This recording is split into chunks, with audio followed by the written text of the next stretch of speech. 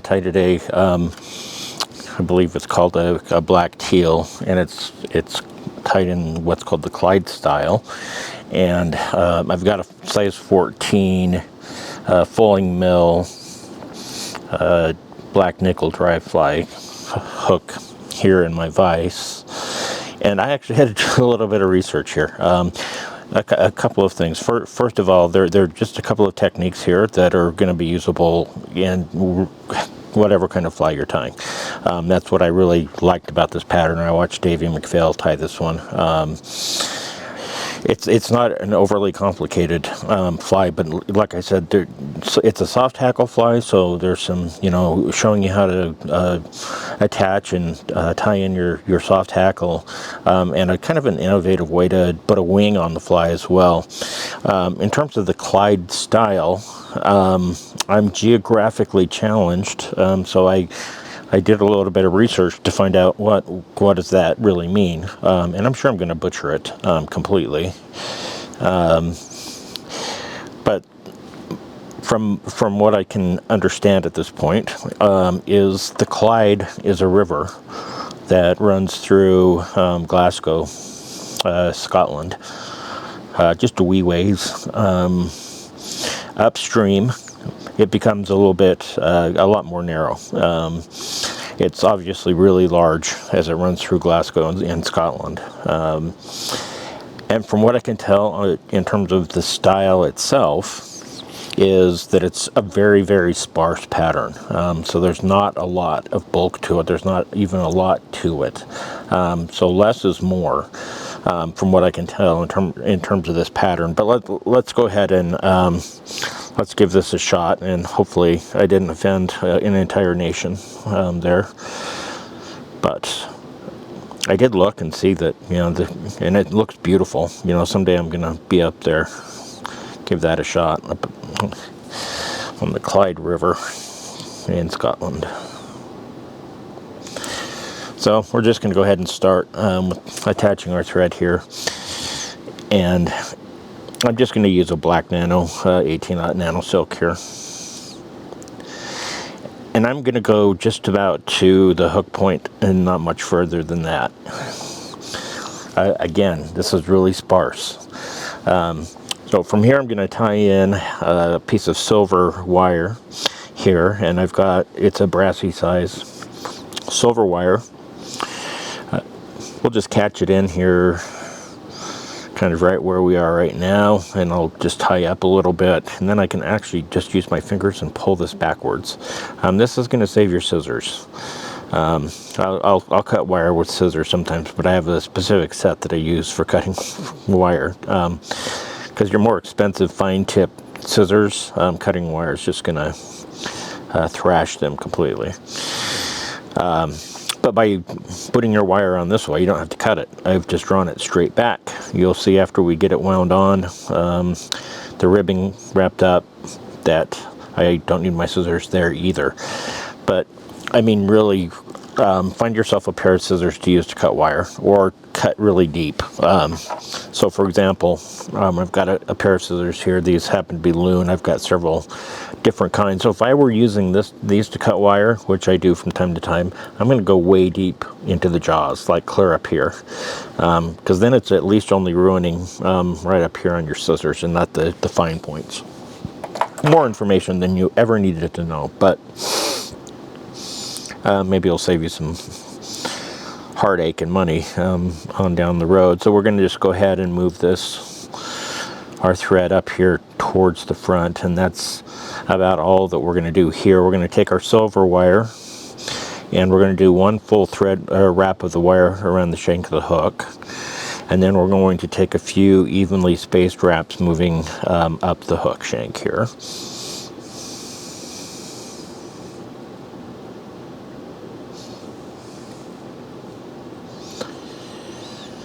Till we get up here near the front, just right about there. And we may even be tying over a little bit of that. So I'm just going to tie a couple of wraps over the top of that. I'm going to take a couple of wraps towards the eye, and that's about it. Again, we're trying to make this really minimal. So we'll just turn, I'm turning my vise sideways and I'm just doing the friction helicopter method there. So my wires broke off, there's no excess there at all. And I didn't need to use scissors at all for getting that on there. And interestingly, again, that's something a little bit unique to the pattern here is, notice where the body starts. There's a lot of empty hook there, empty shank there. But that's how the pattern is, from my understanding, that's how it's tied. So we'll go ahead and we will, it's called the black and teal. I'm kind of colorblind, so unfortunately in this particular case I can tell black from white. And in this case teal is not a color, but a feather. So we're going to use a teal flank feather here, and that's going to become our wing. So I've got my feather selected already. I'm going to grab it by the tip, just like so. And then I just pull the fluffy stuff off either side of that. And that's how we prepare it. And we're only going to use the smallest amount of the tip of this. So once we've got the stuff cleaned off on our feather here, we should be looking something like this. And we're going to cut a notch right out of the center of this. And so when I do that, I try to be really careful and just open my scissors just barely. My scissors are on my side. I'm going to kind of poke them through and just clip. So after we've cut that center out, we should have that notch going on here. I'm going to set this stem right on the top of the shank and the hook here. Remembering I want to keep a really thin body here, so I don't want a lot of bulk. I'm using nano, so I shouldn't have too much problem with that. So once I've got that stem in, clearly it's too long and intentionally too long, but I can now use the stem as a handle, if you're just careful with it, to gently pull until we get it to the length that we want, trying to keep that on the top of the hook shank here. So I'm just going to pull on it until I get to about the bend of the hook is about where I want this wing to be in terms of length, which is about right there. So I'm just going to go ahead and turn that back over, make sure that looks about right, and then I'm going to crank down a few wraps here just to make sure it's secure, not going to go anywhere.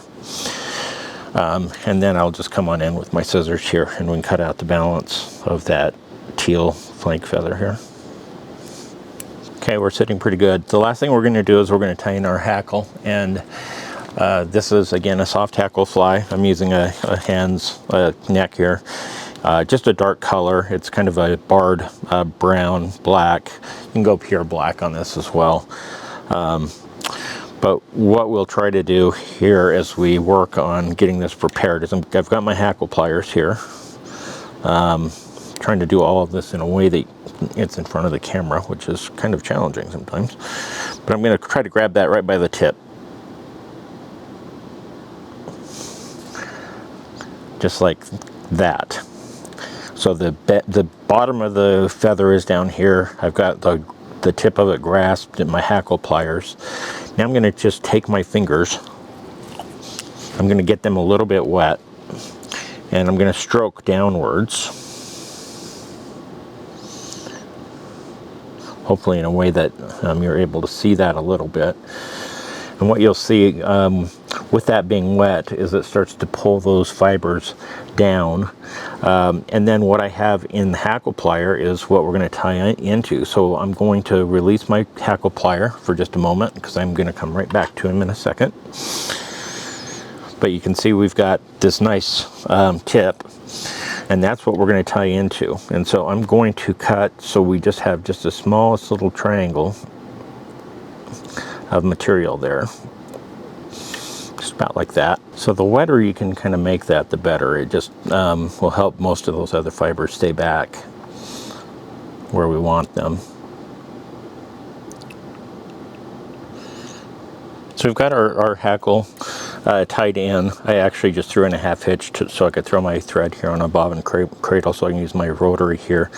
So what I'm going to do is I'm going to attach this hand hackle to my hackle pliers.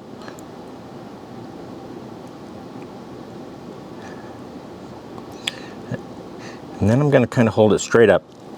I'm going to be slow with this. I don't need to be fast, but I'm going to wet my fingers and try to sweep those fibers backwards. And I'm going to just take a wrap there. Once I get to the top again, like I said, I'm going to take my time. I'll kind of stroke those fibers back again, and we will move up, and with our next wrap, we just kind of keep doing that as we move up towards the eye of the hook, where we're just sweeping those fibers back, just like so.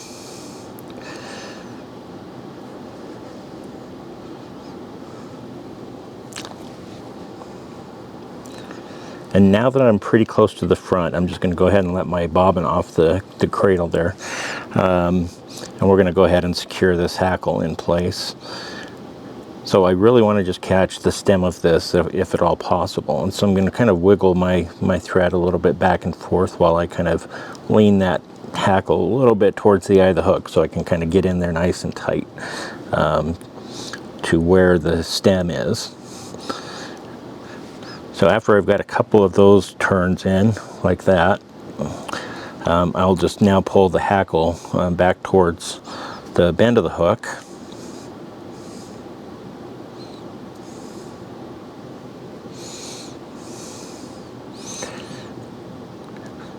And we are trapping a few, but that's okay. So we're going to go ahead and release that from our hackle plier. I know it kind of looks messy, and it is. But hey, we can rescue. Right now, I'm going to clip this hackle off, and I'm going to do that by pulling it a little bit forward, because I really want to get this tight.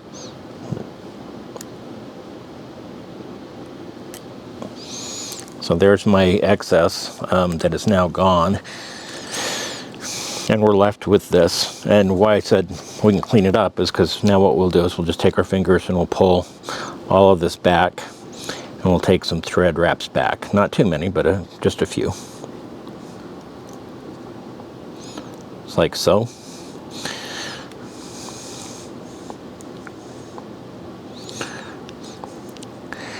And so what you're left with is exactly what we talked about from the very beginning, which is we'll go ahead and grab the whip finisher so we can finish this off before we get too carried away.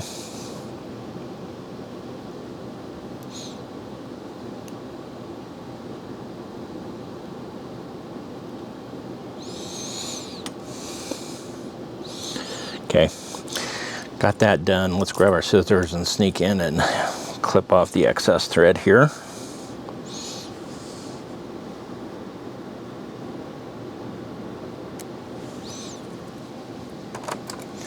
We'll turn it back around.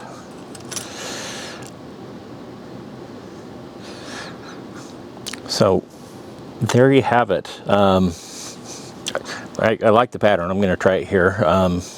Probably up in Idaho. When I go up to the cabin, I'll give this one a shot. But you can see how sparse this is, and I think that's part of the idea behind the Clyde style, is a very sparse fly. In fact, we leave a lot of the bend of the shank of the hook open. Our wing is short, sticking straight up, and we used a nice soft hackle, but not so many wraps that it's just overly thick, to create a nice kind of collar there with that darker hackle. And there you have it. That's, from my understanding, that's the Clyde style. Hopefully I still have friends in Scotland that will talk to me, and that I didn't get that completely wrong. But it's a good looking fly. It's a really interesting looking fly.